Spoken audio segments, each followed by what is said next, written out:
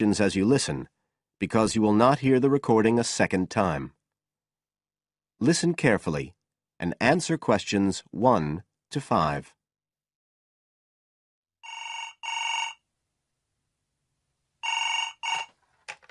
Hello? Oh, hello. I'm ringing about the advertisement in yesterday's newspaper. The one for the bookcases. Can you tell me if they're still available? We've sold one, but we still have 2 available. Right. Can you tell me a bit about them? Sure. What do you want to know? Well, I'm looking for something to fit in my study. I'm not too worried about the height, but the width's quite important. Can you tell me how wide each of them is? They're both exactly the same size. Let me see, I've got the details written down somewhere. Yes, so they're both 75 centimetres wide and 180 centimetres high. Okay, fine. That should fit in okay. And I don't want anything that looks too severe. Not made of metal, for example. I was really looking for something made of wood. That's all right. They are, both of them. So, are they both the same price as well? No, the first bookcase is quite a bit cheaper. It's just £15. We paid £60 for it just 5 years ago, so it's very good value. It's in perfectly good condition. Well, they're both in very good condition, in fact. But the first one isn't the same quality as the other one. It's a good, sturdy bookcase. It used to be in my son's room, but it could do with a fresh coat of paint. Oh, it's painted. Yes, it's cream at present. But as I say, you could easily change that if you wanted, to fit in with your colour scheme. Yes, I'd probably paint it white if I got it. Let's see, what else? Oh, how many shelves has it got? 6. 2 of them are fixed, and the other 4 are adjustable, so you can shift them up and down according to the sizes of your books. Right, fine. Well, that certainly sounds like a possibility.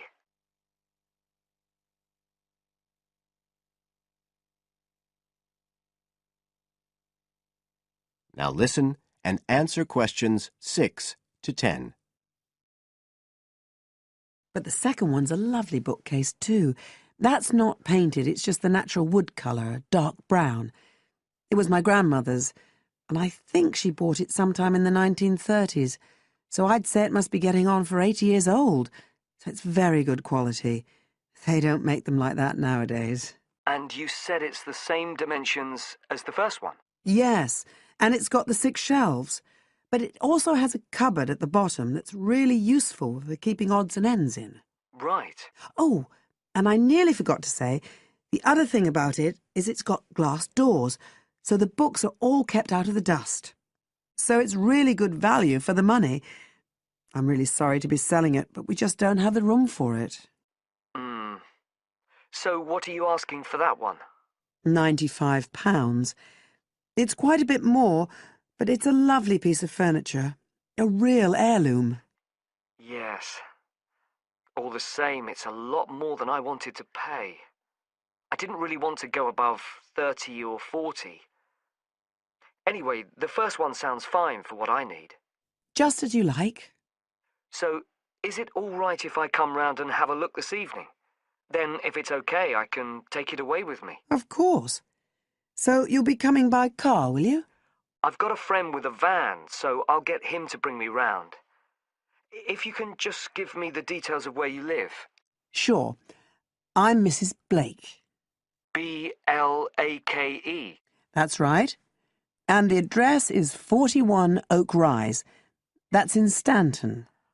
Okay, so I'll be coming from the town centre. Can you give me an idea of where you are? Yes. You know the road that goes out towards the university? Yes. Well, you take that road and you go on till you get to a roundabout. Go straight on, then Oak Rise is the first road to the right. Out towards the university, past the roundabout, first left. First right. And we're at the end of the road. Got it. So I'll be round at about 7, if that's all right. Oh, and my name's Connor. Connor Field. Fine. I'll see you then, Connor. Goodbye. Goodbye.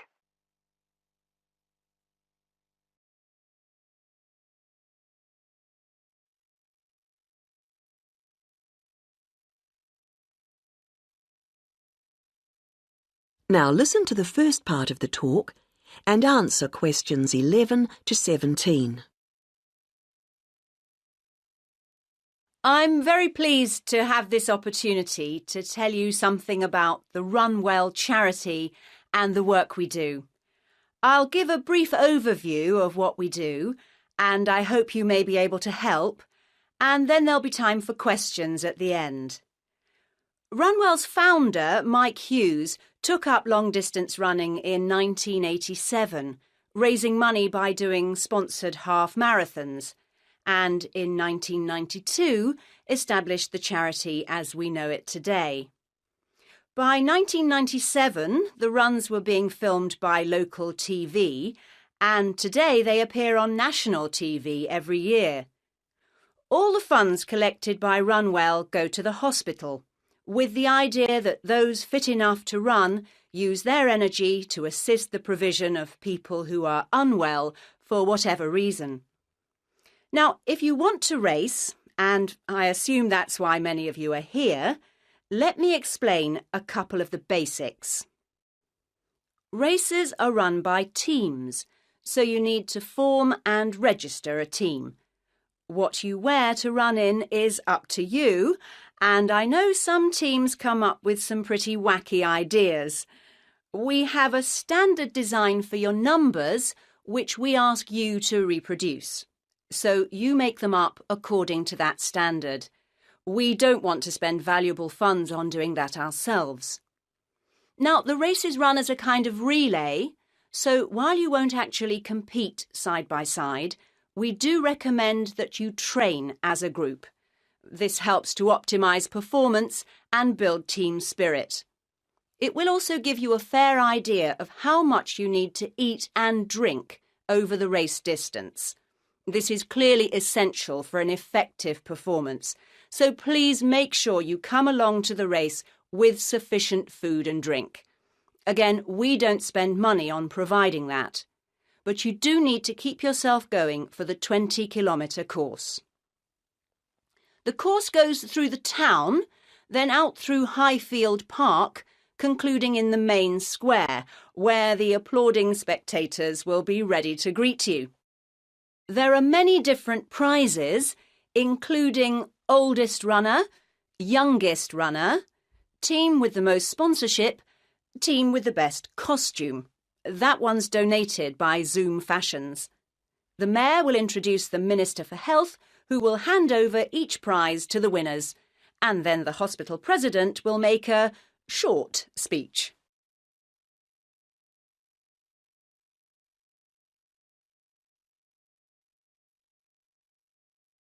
Now listen and answer questions 18 to 20. OK, that's the big race. But I know there are many people who don't feel they are up to running a 20-kilometre race, but who would nevertheless like to raise money for Runwell.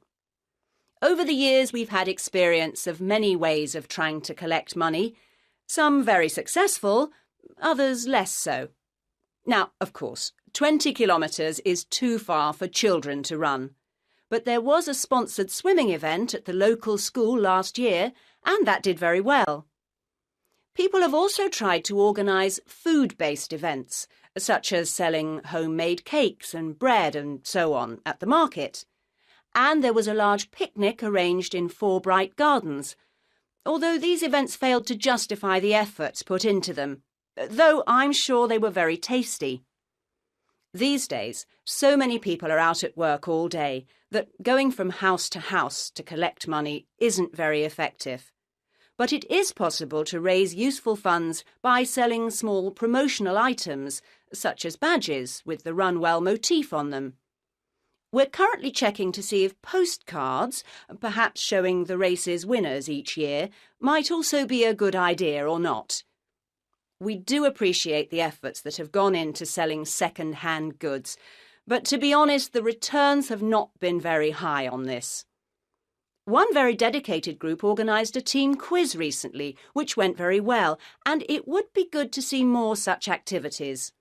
There's also been talk of a concert, but we'll have to see how plans for that progress. Now, are there any questions at this stage?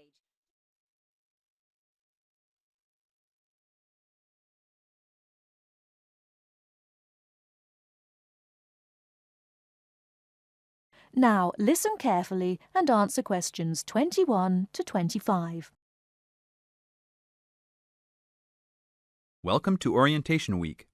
Today I am here with the captain of our school's women's gymnastics team. Her name is Elizabeth Rain, and she is a fourth-year student. I hope you can all see her as an example of a responsible student and athlete, a role model for everyone. Hi, Elizabeth. Thank you for stopping by our Orientation Week. Thank you for having me. Welcome to our university, everyone. If there are any of you thinking about joining our school's athletic program, I would strongly encourage you to do it. Being a part of the gymnastics team has been one of my best experiences during my time at this school. It has taught me so much about teamwork and friendship, and has even taught me how to improve my academics by prioritizing my time. I have some questions that I am sure the students will want to know the answers to as well. First of all, how did you find the time to do well in classes as well as train for gymnastics? Prioritizing is the key. You must be very organized. Every day I wake up and I know what I must do for the day. I plan things in order of importance. For example, if today I have a competition for gymnastics in the afternoon, then I know I have to finish my homework and studying in the morning. In other words, keeping an organized schedule of your priorities is very important. Can you explain to the students a little bit about your study habits? Well, I usually try to take classes that I'm interested in. This way, I have no excuse not to study because I chose the classes out of my own preference. I separate my study time by class. For example, if I have 5 classes for this semester, I will study for 1 class a day from Monday through Friday, and then review for all of them on the weekend. I won't try and study for all 5 of my classes at one time. It is too hard to do that, to remember everything and not feel like you are going crazy.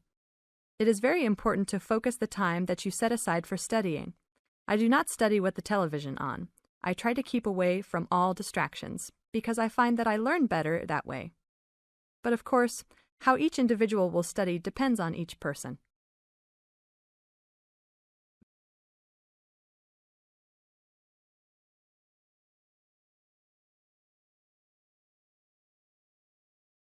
Now listen and answer questions 26 to 30.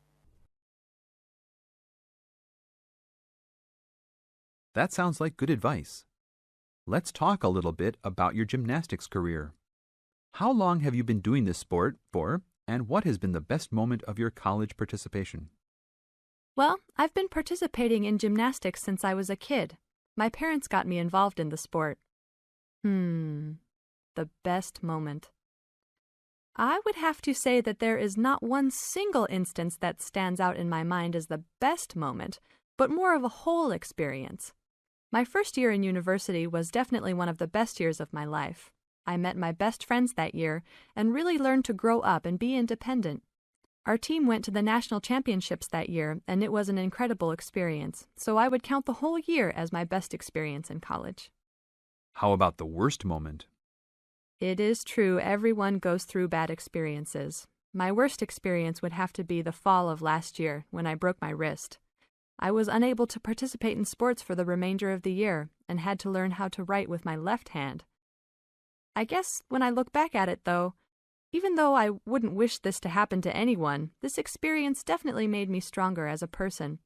It taught me to look at life with a new perspective and to really value the friends and family that are important and close to me. Thanks for your time, Elizabeth. Do you have anything else you want to tell the new students? Just have a good time. Don't stress out too much, but be responsible for your actions. Work hard and play hard. That's my motto for life.